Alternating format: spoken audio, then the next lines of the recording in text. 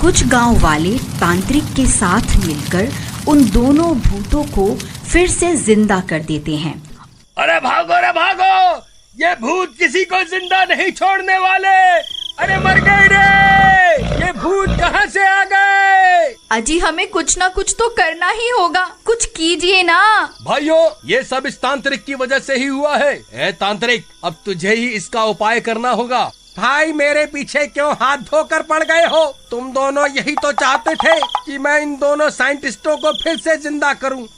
तांत्रिक, तुझे 3 भूतों को और जिंदा करना होगा। अरे मर गया रे, ये गांव वाले तो आज मरवा कर ही छोड़ेंगे।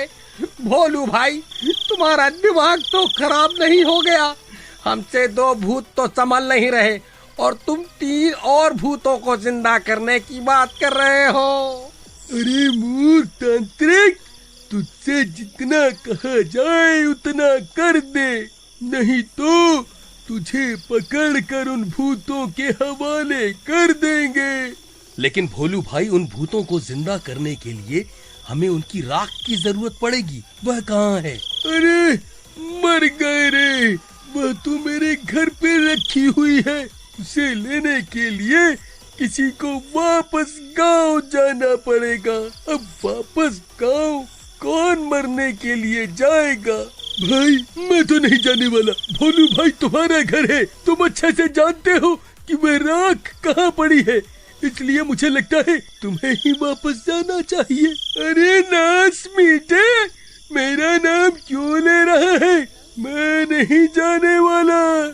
अरे प्रियतम, कृपा करके तुम ही चली जाओ ना, मैं तुम्हारी कसम खाता हूँ। अगर तुम्हें कुछ हो गया तो तुम्हारी याद में कभी दूसरी शादी नहीं करूँगा। तूने तो पहले ही मेरे मरने के बारे में सोच रखा है, मैं नहीं जाने वाली।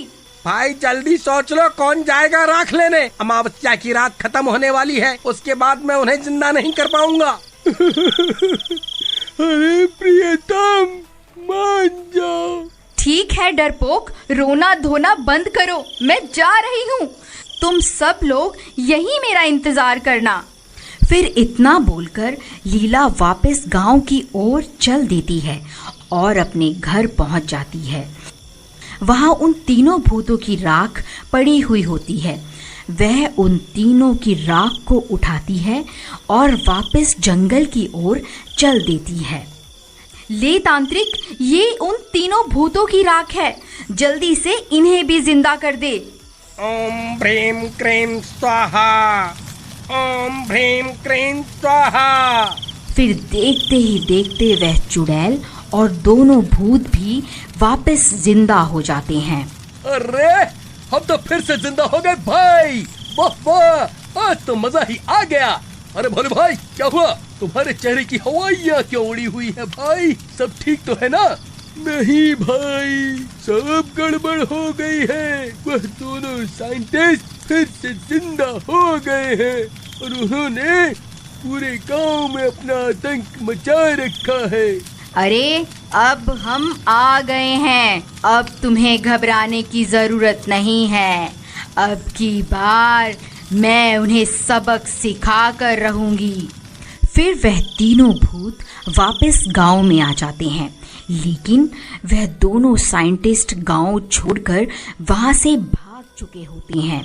लल्लन भाई, मुझे लगता है वह दोनों साइंटिस्ट यहाँ से भाग चुके हैं। थोड़ी देर में सूरज निकलने वाला है, अगर दिन हो गया तो हम जिंदा नहीं बच पाएंगे। हमें सुबह होने से पहले उन्हें ढूंढ कर उन्हें मारना होगा। कालिया भाई, मुझे लगता है वह कैंप की तरफ गए होंगे। शायद वो लोग वापस चंद्रमा पर भागना चाहते हैं। हमें उन्हें रोकना होगा, नहीं तो वह बच के निकल जाएंगे। फिर वह तीनों जंगल में बने कैंप की तरफ चल देते हैं और कुछ ही देर में कैंप पर पहुंच जाते हैं। ए साइंटिस्टों, कहाँ चल दिए? अभी हम जिंदा हैं। हा हा हा हा हा हा हा। तुम कहीं नहीं जा सकते। अरे मर गए रे, ये तीनों मूर्ख कहाँ से आ गए? ऐ मूर्खों, पिछली बार तो तुम्हारी बेवकूफी की वजह से हम सब लोग मर गए थे, लेकिन अब की बार ऐसा कुछ करने की सोचना भी मत। कालिया भाई, ये नास मिटा साइंटिस्ट सही बोल रहा है, हम इन्हें मार भी नहीं सकते। अब क्या करें? कुछ ही देर में सूरज निकलने वाला है, हम लोग फिर से जल के राख हो जाएंगे। जल्दी कोई तरकीब लड़ाओ। अरे तुम हमारा कुछ नहीं बिगाड़ सकते। भाइयों, मुझे लगता है कालिया और लल्लन मिलकर भी उन दोनों भूतों को मार नहीं सकते। सिर्फ सूरज की रोशनी ही उन दोनों भूतों को मार सकती है। हमें ही कुछ करना होगा। देखो मूर्खों, सूरज निकलने वाला है। अगर तुम चाहो तो तुम भी हमारे साथ वापस चंद्रमा पर चल सकते हो। अगर यहाँ रुके तो अपनी जान से हाथ धो बैठोगे। तुम क्या कहते हो कालिया भाई? अपनी जान बचाकर इनके साथ चले क्या? नहीं भाई लल्लन, इन दोनों साइंटिस्टों ने बहुत से गांव वालों को अपना शिकार बनाया है। इसकी सजा इन्हें जरूर मिलनी चाहिए। गांव वालों ने इसीलिए हमें फिर से जिंदा किया है। अब हम अपनी जान बचाने के लिए उन्हें धोखा नहीं दे सकते।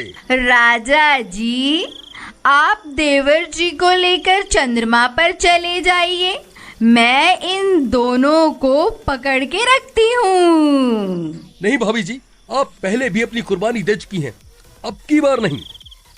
फिर वह चुड़ैल गुस्से में उन दोनों को गर्दन से पकड़कर हवा में उठा लेती है। अरे मूर्ख चुड़ैल, ये क्या कर रही है? छोड़ हमें। वह देख, सूरज निकलने ही वाला है, हम सब फिर से मारे जाएंगे। अरे मूर्ख चुड़ैल, छोड़ दे।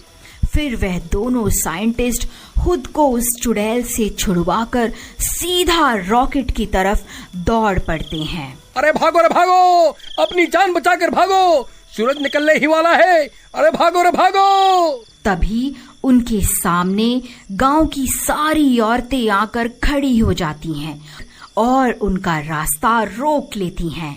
ए, तुम्हारी इतनी हिम्मत हमारा रास्ता रोकेगी? तुम भूल गई क्या हम भूत हैं? अगर हमने तुम्हें काट लिया तो तुम भी हमारी जैसी बन जाओगी।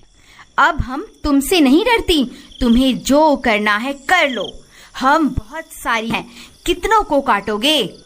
फिर जैसे ही वह रॉकेट की तरफ भागने लगते हैं, वह सब औरतें उन्हें पकड़ लेती हैं और तभी सूरज निकल जाता है। अरे मर गए रे, हाय! अरे मर गए रे, ये सूरज तो हमें मार कर ही छोड़ेगा। वहीं दूसरी तरफ वह चुड़ैल लल्लन और कालिया के ऊपर आ जाती है, जिसकी वजह से कालिया और लल्लन जलने से बच जाते हैं और वह चुड़ैल जलने लगती है। अरे नहीं भाभी, ये आप क्या कर रही हैं? हमें बचाने के लिए आप अपनी जान क्यों दे रहे हो? आप चाहो तो जल्दी से उड़कर रॉकेट में चले जाओ, हमारी वजह से अपनी जान मत दो। कोई बात नहीं, मैं तो वैसे भी एक चुड़ैल हूँ और चुड़ैल को वैसे भी कोई भी पसंद नहीं करता, आप मेरी फिक्र मत करो। तभी अचानक से चुड़ैल की आग बुझ जाती है। वह हैरान रह जाती है कि ये कैसे हो गया। सब गांव वाले एक साथ मिलकर उन तीनों के ऊपर आ जाते हैं और सूरज की रोशनी को उन तक पहुंचने से रोक लेते हैं। अरे चुड़ैल जी, वो देखिए, आप कह रही थी ना कि गांव वाले चुड़ैल को पसंद नहीं करते। वह देखिए, सब गांव वालों ने मिलकर हमारी जान बचा ली। अरे भाइयों, लेकिन ये गांव वाले तो कैसे ही खड़े रहेंगे? मुझे नहीं लगता ये गांव वाले ज्यादा देर तक सूरज की किरणों को हम तक पहुंचने से रोक पाएंगे। तभी सूरज की कुछ किरणें उन तक पहुंचने लगती हैं और वह जलने लगते हैं। अरे मर गए रे! अरे कालिया भाई, मुझे नहीं लगता आज हम बच पाएंगे। ये सूरज हमें नहीं छोड़ने वाला। लीला, आखिर हम कब तक इन सूरज की किरणों को रोकेंगे? हे सृष्टि के पालनहार, हे केशव, हमारी मदद कीजिए। हे द्वारकाधीश, अब बस आप ही का सहारा है, कृपा करके हमारी मदद कीजिए। तभी देखते ही देखते जोरों से हवा चलने लगती है और आसमां में काले बादल छाने लगते हैं और देखते ही देखते काले बादल सूरज को अपनी आगोश में ले लेती है। अरे वाह लीला, वह देखो, भगवान ने तुम्हारी सुन ली। वह देखो, सूरज बादलों के पीछे छुप गया। अरे भाई लल्लन, ये अंधेरा कैसा हो गया? ये तो चमत्कार ही हो गया। वाह वाह, हम तो बच गए। हे देवकी नंदन, तेरी लीला सच में अपरंपार है। तेरा लाख लाख शुक्र है। कालिया भाई, ज्यादा खुश मत हो, अभी रात नहीं हुई है। ये बस कृष्ण भगवान का चमत्कार है, जो सूरज बादलों के पीछे छुपा हुआ है। तुम जल्दी जाओ और रॉकेट में चढ़कर यहाँ से निकल जाओ। तुम सही कहते हो भाई, हमें ज्यादा देर नहीं करनी चाहिए। फिर वह तीनों रॉकेट में बैठ जाते हैं और रॉकेट चंद्रमा की तरफ रवाना हो जाता है। अगर ये कहानी कहीं न कहीं आपके दिल को छुई हो तो लाइक जरूर कीजिएगा और कमेंट में बताइएगा कि आपको ये सीरीज कैसी लगी। Thanks for watching.